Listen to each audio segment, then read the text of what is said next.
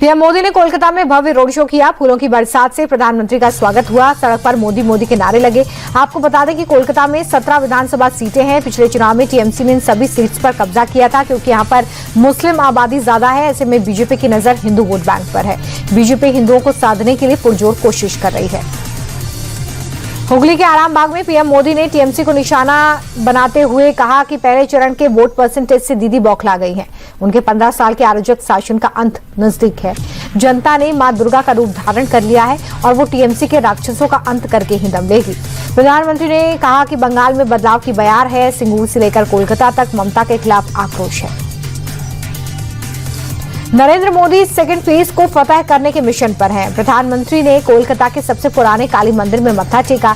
300 साल पुराने ठनठनिया कालीबाड़ी मंदिर में मां सिद्धेश्वरी स्वरूप की उपासना होती है। कहा जाता है कि रामकृष्ण परमहंस ने इस मंदिर में मांसाहार का प्रसाद चढ़ाया था और तब से ही इस मंदिर में नॉनवेज प्रसाद चढ़ाया जाता है। मंदिर को लेकर लोगों में आस्था है। ये देश भर के उन चुनिंदा काली मंदिरों में से एक है जहां देवी के जागृत स्वरूप की पूजा होती है। बंगाल में मतुआ समाज किंग मेकर बनकर उभरता है। उत्तर 24 परगना के ठाकुर नगर पहुंचे प्रधानमंत्री ने मतुआ समाज को साधने की कोशिश की। मतुआ ठाकुर मंदिर का दौरा किया। दरअसल मतुआ समाज बंगाल की 30 से 40 सीटों पर फैसला बदलने की ताकत रखते हैं। वोट बैंक टीएमसी के खेमे में रहा है, मगर घुसपैठियों के चलते इस बार इसके बीजेपी में जाने की अटकलें हैं और इसलिए प्रधानमंत्री पुरजोर कोशिश करते नजर आ रहे हैं। नादिया की रैली में अमित शाह ने ममता बनर्जी पर निशाना साधा। अमित शाह ने कहा कि 4 मई के बाद सिर्फ वोटर लिस्ट ही नहीं बल्कि पूरे बंगाल से घुसपैठियों का सफाया करेंगे। दीदी का टाइम ओवर हो चुका है। उन्होंने आतंकियों को बिरयानी खिलाई। हमारी सरकार ने आतंकियों को घर में घुसकर मारा और अब यही हाल घुसपैठियों का भी होने वाला है। पश्चिम बंगाल के सेकेंड फेज के लिए चुनावी प्रचार अंतिम दौर में है। नादिया में आज बीजेपी के राष्ट्रीय अध्यक्ष नितिन नबीन ने भी रोड शो किया और जनता से बीजेपी के पक्ष में वोटिंग की अपील की। बड़ी संख्या में लोग इसमें शामिल हुए। बंगाल में प्रचंड जीत का दावा करते हुए नितिन नबीन ने कहा कि बंगाल की पूरी जनता प्रधानमंत्री के साथ है और परिवर्तन का मन बना चुकी है। जनता दीदी के शासन से त्रस्त है। कोलकाता पहुंचे बीजेपी नेता सुधांशु त्रिवेदी ने टीएमसी पर बड़ा अटैक किया और कहा कि पिछले 15 सालों में बंगाल का विकास नहीं हुआ, सिर्फ भ्रष्टाचारियों और अपराधियों का बोलबाला रहा। लेकिन अब बंगाल की जनता भय से हटकर बीजेपी पर भरोसा कर रही है, परिवर्तन का मन बना लिया है। ये लोग महिला विरोधी हैं। पश्चिम बंगाल में दूसरे चरण के लिए चुनावी प्रचार जोर शोर से हो रहा है। भवानीपुर में टीएमसी उम्मीदवार और सीएम ममता बनर्जी ने पदयात्रा निकाली और इस दौरान लोगों का हुजूम दिखा। ममता बनर्जी ने हाथ हिलाकर जनता का अभिवादन किया। ममता इस बार भवानीपुर सीट से चुनाव लड़ रही हैं। उनके सामने बीजेपी के शुभेंदु अधिकारी हैं और इसलिए सीट हाई प्रोफाइल हो गई है। पिछली बार नंदीग्राम सीट से शुभेंदु ने ममता बनर्जी को शिकस्त दी थी।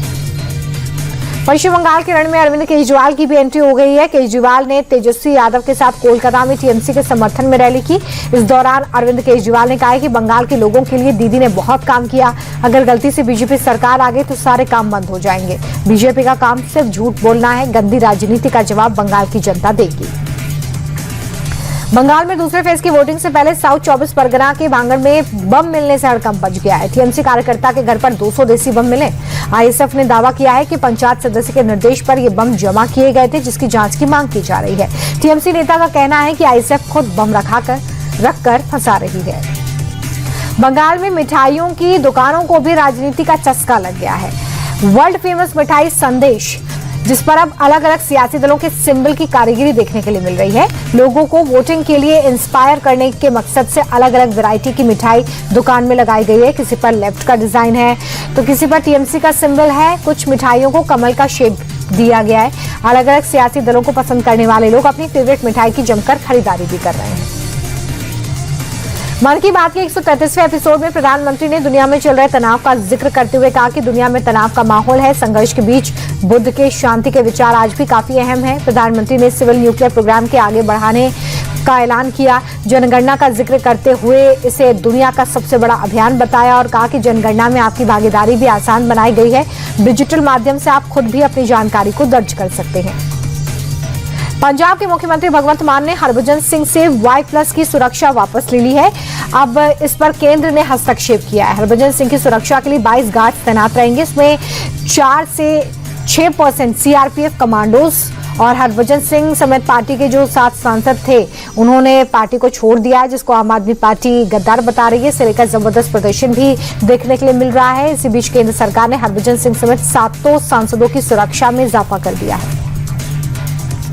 राज्यसभा के कई सदस्यों की पार्टी छोड़ने के बाद आम आदमी पार्टी में घमासान मचा हुआ है। दूसरी तरफ पंजाब में आप कार्यकर्ता ने बीजेपी में शामिल हुए सांसदों के खिलाफ मोर्चा खोला हुआ है। जालंधर में आप कार्यकर्ता लवली स्वीट्स के बाहर अशोक मित्तल के खिलाफ प्रदर्शन करते नजर आए। कार्यकर्ताओं ने नारेबाजी की। पुलिस और आप कार्यकर्ताओं की नोकझोंक भी देखने को मिली। दिल्ली के द्वारका में दिल दहलाने वाली वारदात सामने आई है, जहां पर दिल्ली पुलिस की स्पेशल सेल में तैनात एक जवान ने फायरिंग कर दी। गोलीबारी में एक मजदूर की मौत हो गई है, जबकि दूसरा जख्मी है, जिसे अस्पताल में भर्ती किया गया है। मजदूर शराब के नशे में पार्टी कर रहे थे, तभी शोर को लेकर बहसबाजी हुई और हेड कांस्टेबल ने गोली चला दी। फिलहाल आरोपी जवान की तलाश जारी है। हैदराबाद के बेगम बाजार इलाके में प्रशासन ने अवैध अतिक्रमण के खिलाफ कार्रवाई की। कई अवैध कब्जों को कब्जा मुक्त कराया है। अतिक्रमणकारियों में इस कार्रवाई के बाद हड़कंप मचा हुआ है। बीजेपी नेता लड्डू यादव और शंकर यादव ने स्थानीय लोगों के साथ मिलकर प्रदर्शन किया, जिसके बाद बीजेपी नेताओं को हिरासत में ले लिया गया है। आंध्र प्रदेश के विशाखापट्टनम में उस वक्त हड़कंप मच गया जब तुंगलाम रेलवे पुल पर चल रहे निर्माण कार्य के दौरान अचानक से स्लैब गिर गया, जिसमें 7 मजदूर जख्मी हो गए। घटना की जानकारी मिलते ही मौके पर पहुंची पुलिस की टीम ने रेस्क्यू चलाया। घायल मजदूरों को अस्पताल में भर्ती कराया गया है। मजदूरों की हालत गंभीर बताई जा रही है। अमेरिकी राष्ट्रपति ट्रंप पर हमला करने वाले हमलावर को लेकर बड़ा खुलासा हुआ है। वॉशिंगटन पुलिस ने जिस होटल में ट्रंप का प्रोग्राम था, वहां हमलावर अक्सर आता जाता था, ये खुलासा किया है। फिलहाल FBI हमलावर से पूछताछ कर रही है। कैलिफोर्निया में उसके घर की तलाश हो रही है। सुरक्षा कर्मियों ने हमलावर के पास से शॉटगन, हैंडगन और कई चाकू बरामद किए। फायरिंग की घटना को राष्ट्रपति ट्रंप की सुरक्षा में बड़ी चूक माना जा रहा है। हालांकि सीक्रेट सर्विस के एजेंट्स ने सभी को सुरक्षित तो बाहर निकाल लिया, लेकिन फिर भी सुरक्षा में बड़ी लापरवाही के रूप में इसे देखा जा रहा है। सीक्रेट सर्विस ने घटना की जांच भी शुरू कर दी है। सुरक्षाकर्मी हर फुटेज की जांच कर रहे हैं। बता दें, पहला मौका बिल्कुल नहीं है जब ट्रंप पर इस तरीके का अटैक हुआ हो। इससे पहले 13 जुलाई 2024 को रैली के दौरान भी उन पर अटैक हुआ था। अमेरिकी राष्ट्रपति ट्रंप ने डिनर पार्टी में हुए हमले को लेकर बयान दिया। ईरानी कनेक्शन को लेकर ट्रंप ने कहा है कि हमले के पीछे ईरान का हाथ भी हो सकता है और नहीं भी हो सकता है। बहुत जल्दी जानकारी मिलेगी। हमारे पास दुनिया के बेस्ट लोग हैं। ईरान कनेक्शन को लेकर इसलिए भी सवाल उठ रहे हैं क्योंकि ट्रंप पहले भी दावा कर चुके हैं कि ईरान उन्हें मारने की 2 बार कोशिश कर चुका है। कोलंबिया के काउका इलाके में एक बस में हुए धमाके में 13 लोगों की मौत हो गई, 38 लोग जख्मी हैं। इस हमले को कोलंबिया के सेना प्रमुख ने साफ तौर पर आतंकी हमला करार दिया है। ईवान के नेटवर्क को इस धमाके का जिम्मेदार बताया गया है। काउका के गवर्नर ने बताया कि विस्फोटक डिवाइस सड़क पर ही लगाया गया था। जैसे ही बस यहां से गुजरी, उसे उड़ा दिया गया। अमेरिकी सेना ड्रग तस्करी पर लगातार निशाना साध रही है। इस बीच एक और नाव को टारगेट किया गया है। यूएस के हमले में नाव में सवार 2 लोगों की जान चली गई है। हमले का वीडियो भी जारी किया गया है, जिसमें विस्फोट के बाद नाव आग की लपटों में घिरती नजर आ रही है। ट्रंप प्रशासन 2025 से ड्रग के खिलाफ अभियान चला रहा है और इसी कड़ी में अब तक 183 लोगों की जान भी जा चुकी है। ट्रंप की पार्टी के सांसदों ने H-1B वीजा पर 3 साल तक रोक सहित अन्य कड़े प्रावधान वाला बिल संसद में पेश किया है। 7 रिपब्लिकन सांसदों ने इस बिल को पेश किया है। इसका मकसद अमेरिकी लोगों के लिए नौकरी के ज्यादा अवसर पैदा करना है। सूत्रों के मुताबिक 100 सांसदों की सीनेट में 60 सांसदों का समर्थन मिलने के बाद साल के अंत तक वोटिंग संभव है। जापान के उत्तरी हिस्से में भीषण जंगल की आग ने हालातों को गंभीर बना दिया है। 4 दिन पहले लगी आग अब तक नहीं बुझ पाई है।